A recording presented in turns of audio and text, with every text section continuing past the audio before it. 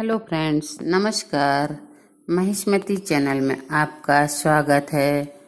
पितृपक्ष में श्राद्ध करने की परंपरा महाभारत काल से कैसे हुई थी, आइए जानते हैं। मेरा वीडियो पसंद करने के लिए मेरे यूट्यूब चैनल को सब्सक्राइब कीजिए, बेल आइकन प्रेस कीजिए, जिससे कि मैं जो भी वीडियो अपलोड करूं सबसे पहले नोटिफिकेशन आप तक पहुंचे। तो आइए जानते हैं। पितृपक्ष भाद्रपद मास के शुक्ल पक्ष की पूर्णिमा से शुरू होता है और आश्विन मास की अमावस्या तक चलता है। पितृपक्ष 2022 की शुरुआत 10 सितंबर 2022 से हो चुकी है, जो 25 सितंबर 2022 तक चलेंगे। पितृपक्ष में पूर्वजों की आत्मा की शांति के लिए पूरे विधि विधान से अनुष्ठान किए जाते हैं। पितृपक्ष में किए गए तर्पण से पूर्वजों का आशीर्वाद मिलता है और घर में हमेशा सुख शांति बनी रहती है। इन 16 दिनों में परिवार के उन मृत सदस्यों के लिए श्राद्ध किया जाता है जिनकी मृत्यु शुक्ल और कृष्ण पक्षी की प्रतिपदा में हुई थी। यह पूर्वजों को ये बताने का एक तरीका है कि वो अभी भी परिवार का एक अनिवार्य हिस्सा हैं। लेकिन क्या आप जानते हैं पितृपक्ष में श्राद्ध कर्म की शुरुआत कैसे हुई थी? बता दें कि पितृपक्ष में श्राद्ध की शुरुआत महाभारत काल से चली आ रही है। श्राद्ध कर्म की जानकारी भीष्म पितामह ने युधिष्ठिर को दी थी। इसके पीछे की पूरी कहानी क्या है, आइए जानते हैं। गरुड़ पुराण में भीष्म पितामह ने युधिष्ठिर के संवाद बताए गए हैं। महाभारत काल में भीष्म पितामह ने युधिष्ठिर को पितृपक्ष में श्राद्ध और उसके महत्व को बताया था। भीष्म पितामह ने बताया था कि अत्रि मुनि ने सबसे पहले श्राद्ध के बारे में महर्षि निमि को ज्ञान दिया था। दरअसल अपने पुत्र की आकस्मिक मृत्यु से दुखी होकर निमि ऋषि ने अपने पूर्वजों का आह्वान करना शुरू कर दिया था।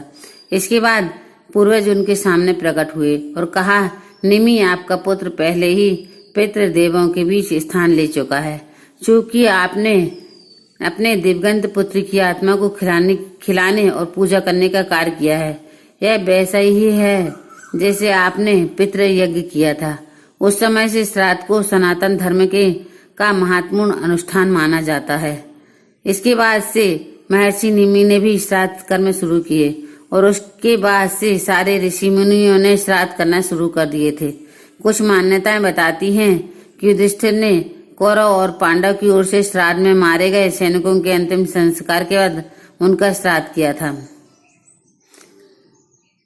जब सभी ऋषि मुनि ने देवताओं और पितरों को भोजन का श्राद्ध में इतना अधिक भोजन कराने लगे तो उन्हें अजीर्ण हो गया और वे सभी ब्रह्मा जी के पास पहुंचे। इसके बाद ब्रह्मा जी ने कहा, इसमें अग्निदेव आपकी मदद कर पाएंगे। इसके बाद अग्निदेव ने कहा, श्राद्ध में मैं भी आप लोगों के साथ मिलकर भोजन करूंगा। इससे आपकी समस्या का समाधान हो जाएगा। इसलिए हमेशा पितरों को भोजन कराने के लिए श्राद्ध का भोजन कंडे और अग्नि को चढ़ाया जाता है। इंद्र से भी जुड़ी है इसकी कथा, ये जानते हैं। मान्यताओं के मुताबिक दानवीर जो दान करने के लिए विख्यात थे, मरने के बाद स्वर्ग पहुंचे। वहां उनकी आत्मा को खाने के लिए सोना दिया गया। इस पर उन्होंने देवताओं के राजा इंद्र से पूछा कि उन्हें खाने में सोना क्यों दिया जा रहा है। इस बात पर भगवान इंद्र ने कहा, तुमने हमेशा सोना ही दान किया है, कभी अपने पितरों को खाना नहीं खिलाया। बस इसके बाद पितृपक्ष शुरू हुआ और कर्ण को वापस से धरती पर भेजा गया। पितृपक्ष के इन 16 दिनों में कर्ण ने श्राद्ध, पिंडदान और तर्पण किया और इसके बाद उनके पूर्वज भी खुश हुए और वह वापस स्वर्ग में गए।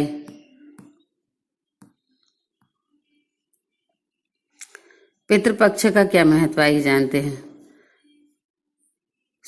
श्राद्ध न होने की स्थिति में आत्मा को पूर्ण मुक्ति नहीं मिलती। पितृपक्ष में नियमित रूप से दान पुण्य करने से कुंडली में पितृदोष दूर हो जाता है। पितृपक्ष में श्राद्ध और तर्पण का खास महत्व होता है। पितृपक्ष में श्राद्ध और तर्पण करने से पितर प्रसन्न होते हैं और आशीर्वाद देते हैं। पूर्वजों की कृपा से जीवन में आने वाली कई प्रकार की रुकावटें दूर होती हैं। व्यक्ति को कई तरह की दिक्कतें से मुक्ति मिलती है। मान्यताओं के मुताबिक पितृपक्ष में घर के पूर्वजों को याद किया जाता है, उसे ही श्राद्ध कहते हैं। पिंडदान का मतलब होता है कि हम अपने पितरों को खाना खिला रहे हैं। जिस तरह हम रोटी चावल खाते हैं, उसी तरह हमारे पूर्वज पिंड के रूप में भोजन करते हैं। तर्पण घास की कुछ डाव से दिया जाता है, जिसका मतलब हम पूर्वजों को जल पिला रहे हैं।